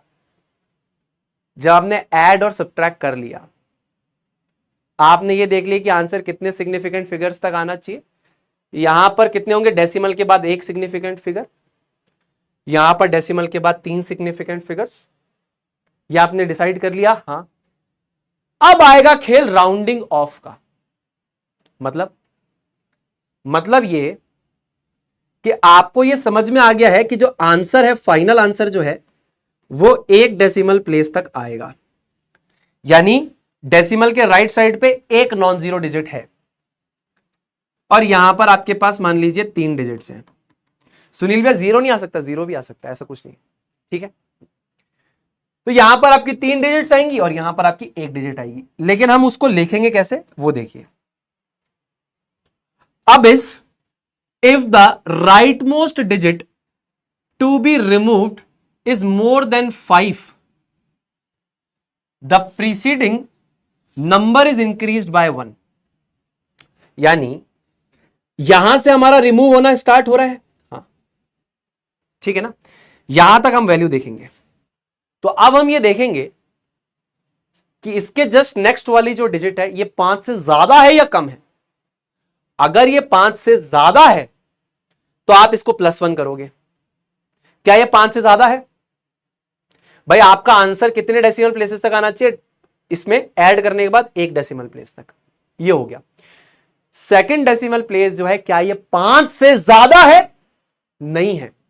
तो फिर इसका मतलब क्या है? इसके अंदर नो चेंज, लेस देन 5। तो इसका मतलब जो फाइनल आंसर होगा हमारे पास वो क्या आएगा? 119.2। ये फाइनल आंसर होगा after round of. Round of करने के बाद ये आपका फाइनल आंसर होगा। उसी प्रकार यहां पे आंसर आपका 3 डिजिट्स तक आना चाहिए जी। अगर ये 5 से ज्यादा हुआ तो if the right most digit to be removed is less than 5, the preceding number is not change. अगर वो ज्यादा होगी तो आपको +1 करना पड़ेगा। अगर ये 5 से ज्यादा होती तो आपको ये +1 करना पड़ता। जैसे अब ये कितना है? 9 है। देखो आंसर यहां तक 3 डिजिट तक आना चाहिए ना, इसके जस्ट आगे वाले डिजिट देखोगे, मोर देन 5। क्या हो गया? More than 5। तो इससे जस्ट पहले वाले डिजिट यानी preceding digit, the preceding digit is increase by 1, यानी इसके जस्ट आगे लिखा हुआ number, the preceding number is increase by 1, यानी इसके जस्ट आगे वाला नंबर इंक्रीज हो जाएगा 1 से। यानी ये लिखेंगे आप 5131.33 और 1 से आप बढ़ा दीजिए तो हो जाएगा 2, 5131.332। पॉइंट समझ में आया? पॉइंट समझ में आया? चलो अब एक और एग्जाम्पल लेते हैं, इसको थोड़ा सा इस तरीके से लिख के दिखाता हूं। 180.156 342.4 इनको ऐड करेंगे तो 522.456 आंसर आएगा। ठीक है, ये कितना है? 522.456। ये बेसिकली हो जाएगा हमारे पास 6, ये हो जाएगा बेसिकली 5, ये हो जाएगा 4 + 1 5 हो जाएगा। नहीं, ये हमारे पास यहाँ पे 5 होना चाहिए, 2 2 1 कैरी ऑन, हाँ यहां पर ही होना चाहिए 5। ये काम करते हैं, इसको ऐसे कर देते हैं, ठीक है, इसको ऐसे कर देते हैं, है ना, या और कोई नंबर कर दूं, थोड़ा सा डिफिकल्ट करने के हिसाब से कर रहा हूं। चलो इससे मैच करवा दिया, है ना। तो अब ये आ गया 6, ये आ गया 5, 3 और 4, 1 और 3 4, 2 2 1 5। ठीक है जी भैया, ये हमने लिख दिया। ध्यान से सुनना, सबसे पहले आपका लिमिटिंग टर्म कौन सा होगा? जिसमें सबसे कम डेसिमल प्लेसेस वाली होगी। भाई डेसिमल के बाद राइट साइड में कितनी डिजिट्स है? डेसिमल के बाद राइट साइड में 1 डिजिट है, यहां पर 3 डिजिट्स है। इसका मतलब हम इसको डिवाइड कैसे करेंगे? हम इसको डिवाइड करेंगे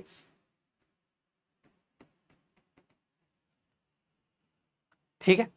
तो आपने जब 180.156 को 342.3 से ऐड किया तो सबसे पहले तो आपने ऐड करके लिख दिया, ठीक है। अब ये जो आपके पास डिजिट है ये लिमिटिंग टर्म है, क्योंकि डेसिमल के बाद इसके पास एक ही नॉन जीरो डिजिट है। भाई ये लिमिटिंग टर्म है, डेसिमल के बाद 1 डिजिट है, यहां पे डेसिमल के बाद 3 डिजिट है, जिसमें सबसे कम डिजिट होंगे उतना ही आपके फाइनल आंसर में आपको डेसिमल के बाद डिजिट्स को लिखना है। जैसे कि यहां पे 522.4 1 डिजिट होनी चाहिए। अब इसको राउंड ऑफ कैसे करेंगे? सुनील भाई इसके जस्ट बाद वाला नंबर तो ना 5 से ज्यादा है ना 5 से कम है। तो if the right most digit to be removed is 5, जिसको आप रिमूव करना चाहते हैं वो अगर 5 है, so then the preceding number is not changed if it is an even number. अगर प्रीसीडिंग नंबर इवन है, जैसे मान लीजिए आपका आंसर यहां पे डेसिमल के बाद ये एक डिजिट तक आना था, इसके बाद वाली डिजिट ना तो 5 से कम है ना 5 से ज्यादा है, ये एक्चुअल में 5 है, तो ये वाली जो डिजिट है आप ये देखोगे कि ये इवन है या ऑड है। अगर ये इवन है तो कुछ नहीं, लेकिन अगर ये ऑड होती तो इट इज इंक्रीज बाय 1। तो यहां पर क्या हो जाएगा, यहां पर क्या हो जाएगा, ये इवन है, ये इवन है, तो यहां क्या हो जाएगा 522.4। समझ में आया? इसको और इसको ऐड किया, लिमिटिंग टर्म ये हो गई, डेसिमल के राइट साइड में इसके पास एक ही डिजिट है, तो this is the limiting term. Final answer में डेसिमल के बाद एक डिजिट होगी। अब अपन देखेंगे कि ये जो डिजिट है, राइट मोस्ट डिजिट जो है, इसके बाद इसकी जो वैल्यू है 5 से कम है या 5 से ज्यादा है, ये 5 है, तो इससे पहले जो डिजिट होगी ये बेसिकली इवन होगी या ऑड होगी।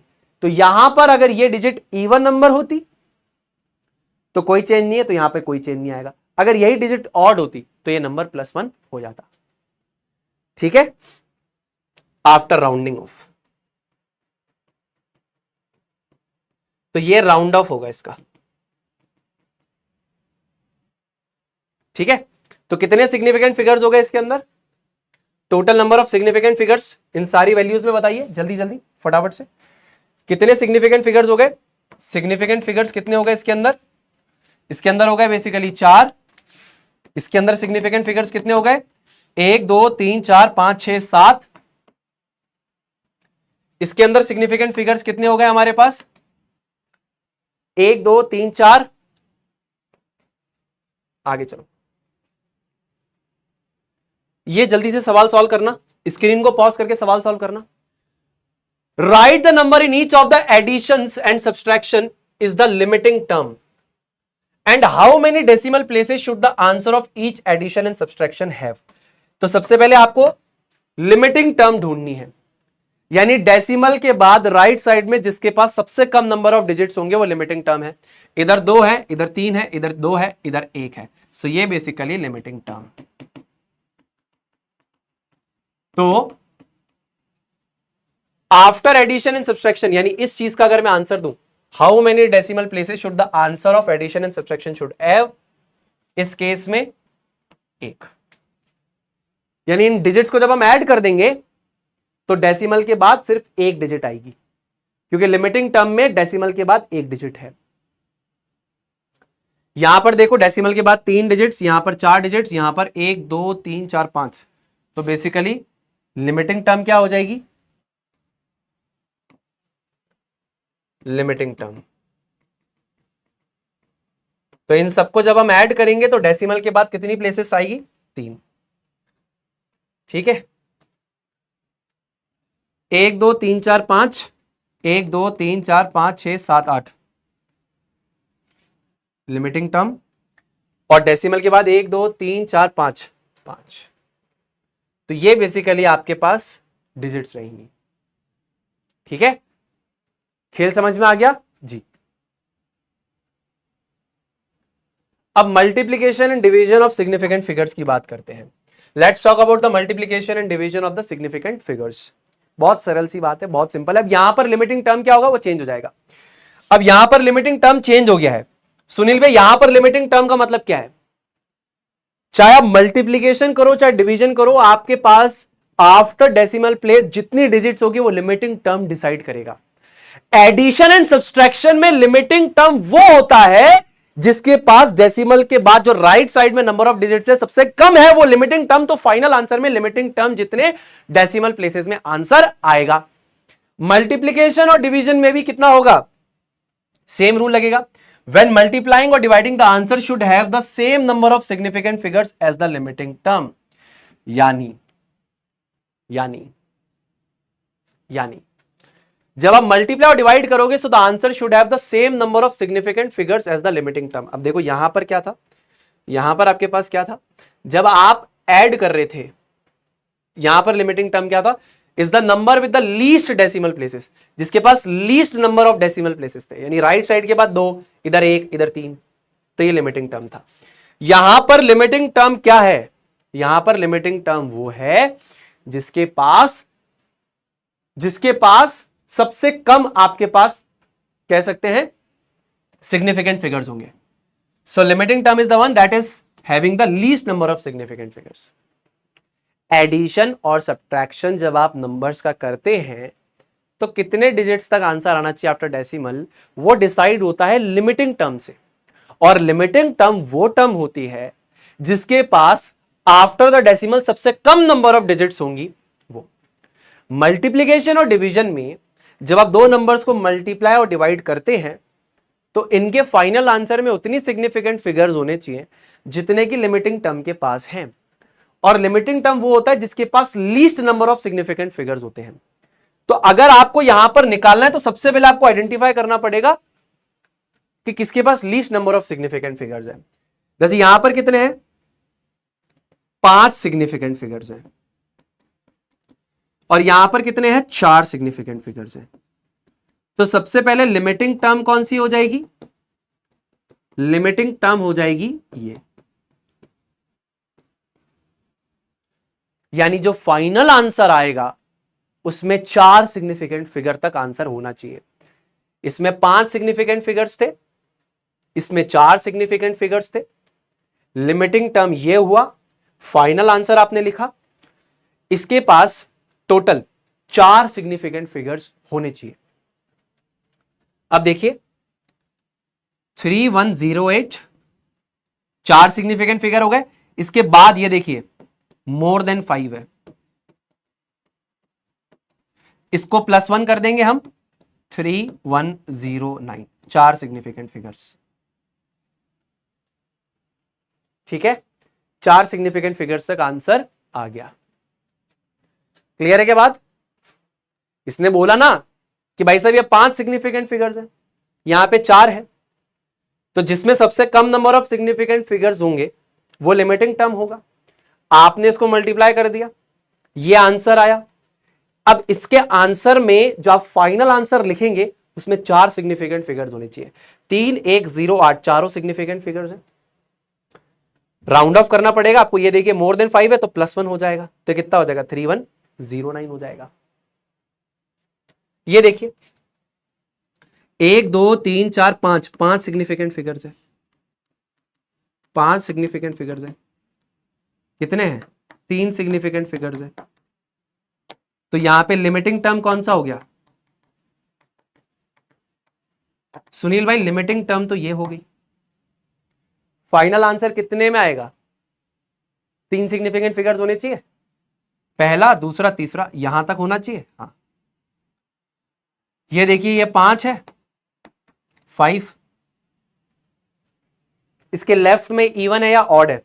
अगर 5 के लेफ्ट में इवन हो या ऑड हो तो क्या करना चाहिए, अगर इवन है no change,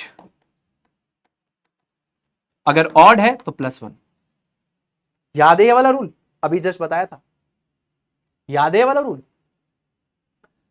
the preceding number is not change if it is an even number, it is increase by 1 if it is N odd number. मतलब देखिए सबसे पहले फिर से रिवाइज करवाता हूं, 1000.1 डिवाइडेड बाय 243, 1, 2, 3, 4, 5 सिग्निफिकेंट फिगर्स हो गए। देखिए 1000 के बाद डॉट लगा दिया तो ये भी सिग्निफिकेंट हो गया, इसके बाद 1 है तो that is always already significant, non zero digit है। तो 1, 2, 3, 4, 5 सिग्निफिकेंट फिगर्स हो गए। डिवाइड किया 243 से, 3 सिग्निफिकेंट फिगर्स हो गए। सबसे कम सिग्निफिकेंट फिगर्स का है, यहां है, ये लिमिटिंग टर्म हो गई। लिमिटिंग टर्म हो गई, जब आपने आंसर लिखा आपके फाइनल आंसर के अंदर 3 सिग्निफिकेंट फिगर्स होने चाहिए। आपका इतना लंबा आंसर आ रहा था, आपको 3 सिग्निफिकेंट फिगर्स में इसका आंसर को लिखना है। ये 4.11 था, अब यहां पर आपको राउंड ऑफ करना पड़ेगा, तो ये 5 है। अगर इवन होता इसके पहले वाला नंबर तो कोई भी चेंज नहीं होता, लेकिन 5 के पहले वाला नंबर ऑड है तो +1 कर देंगे, तो ये कितना हो जाएगा, ये हो जाएगा 4.12। समझ में आया? तो 3 सिग्निफिकेंट फिगर्स में आंसर निकाला हमने। यहां पे 4 सिग्निफिकेंट फिगर्स में आंसर निकाला हमने। चलिए अब मैं आपको 2 होमवर्क दे देता हूं, बढ़िया एक होमवर्क देता हूं, आईआईटी जेई का होमवर्क देता हूं मैं आपको, ये लीजिए। तो ये गृह कार्य में है आपके पास, आईआईटी जेई 2010 का ये सवाल आपको दे रहा हूं मैं, ये आप करके आना, आसानी से आपके पास हो जाएगा। दूसरा ये सवाल मैं आपको दे रहा हूं एनसीईआरटी का, एनसीईआरटी एक्सरसाइज का 1.20 वाला सवाल।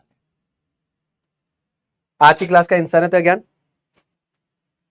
आज की क्लास के इंसानियत ज्ञान में मैं बस आपको यही बोलना चाहूंगा कि बहुत सारे बच्चों के मैं कमेंट्स पढ़ता हूं एंड आप लोग काफी ज्यादा एडमायर करते हैं, इसके लिए दिल से थैंक्स। कुछ बच्चे ऐसे हैं जो दोस्तों के साथ अभद्र भाषा में बात करते हैं, गंदी गंदी भाषा का प्रयोग करते हैं, एक दूसरे को कुछ गलत बोलते हैं, निर्लज्ज शब्दों का प्रयोग करते हैं। तो ये उनको तो मैं ये सिखा रहा हूं कि बेटा आप ये मत करो, क्योंकि आप ये करोगे किसी कोई हर्ट हुआ तो आपके साथ ये रिपीट होने वाला है। This is the law of Karma, this will repeat. आप आज किसी को दोगे, कल कोई आपको गाली देगा। दूसरे जो बच्चे हैं जो बुरा मान जाते हैं, उनको मैं ये कहना चाहूंगा कि आप उस चीज को लो ही मत। जैसे बुद्धा की एक बहुत बढ़िया मेरे को इंस्पिरेशनल स्टोरी लगती है, जहां पर कोई उन्हें बहुत बुरे शब्द बोल देता है, लेकिन वो उसकी बात का बुरा नहीं मानते और वो चले जाते हैं, कोई रिएक्शन नहीं देते। वो इंसान और गुस्से में आता है और बहुत कुछ बोलता है, लेकिन उन्हें कोई फर्क नहीं पड़ता, रिएक्ट नहीं करते। फिर वो फाइनली आके उनसे माफी मांगता है, तो वो ये बताते हैं आपने मुझे बुरा बोला, मैंने उस चीज को एक्सेप्ट ही नहीं किया, मैंने उस चीज पे कोई रिएक्शन ही नहीं दिया। फिर आपने मुझे कुछ बुरा बोला, मैंने वो एक्सेप्ट ही नहीं किया, मेरे तक आया ही नहीं, तो मैंने कोई रिएक्शन ही नहीं दिया। तो आपके लिए भी ये है कि आप उसे सुनो ही मत, रिएक्ट ही मत करो। तो इससे आप अपने पीस लेवल पे रहोगे, और जो दूसरा बंदा उसको मैं ये समझा रहा हूं, बेटा प्लीज मत करो। आज तुम करोगे, कल कोई तुम्हारे साथ करेगा, मत करो ये चीज। अभी अगर तुम्हारी जिंदगी में कोई सिचुएशन खराब है और तुम अपना गुस्सा किसी और पे निकाल रहे हो, और खराब हो जाएगी। एक बच्चे से मैंने बात करी थी, ये आज से शायद 6-8 महीने पहले की बात हो गई होगी। वो क्लास में बच्चों को गाली देता था, तो मेरी उससे बात हुई, वार्तालाप हुई। उड़ान का ही बच्चा था। उसे कहा सर मैं अपनी जिंदगी से बहुत दुखी हूं, तो मैं अपना गुस्सा कहां निकालूं। मैंने कहा अगर तुम जिंदगी से दुखी हो तो तुम अपना गुस्सा दूसरों को परेशान करने में निकालोगे। मैं कहा इससे तो भाई ये होगा कि तुमने जितना गुस्सा निकाला और बुरा कर्म किया, भगवान कहेंगे लो और बेटा और कर और ले, वो बढ़ता ही जाएगा। एक समय पे तुम्हें हार माननी पड़ेगी, क्योंकि तुम ये सोचो कि मैं गलत करता चलो और मेरे साथ कुछ गलत ना हो, बिल्कुल बेवकूफाना बात है। प्लीज प्लीज ऐसा मत करो। आपके अच्छे के लिए सिखाता हूं, मेरा इसमें कोई फायदा नहीं है। मेरी एनर्जी आज थोड़ी सी लो थी, मैं मानता हूं, क्योंकि मेरी तबीयत थोड़ी सही नहीं है, मैंने आपको बताया। अगर आपको एनर्जी लो लगी हो तो मुझे इसके लिए माफ करना, बट मैंने अपना 100% देने की कोशिश करी है। और जैसा मैं हमेशा कहता हूं कि #SB साथ है, #PW साथ है, तो ये हमेशा सत्य है। तो बस इसी बात के साथ दोस्तों करते हैं इस क्लास को यहीं पे अंत। अगली क्लास में पढ़ेंगे लॉज ऑफ केमिकल कॉम्बिनेशन। तो अगली क्लास तक के लिए अपना ध्यान रखिए, खुश रहिए, stay healthy, stay awesome and always say जय जय फिजिक्स वाला। जय हिंद, जय भारत, वंदे मातरम।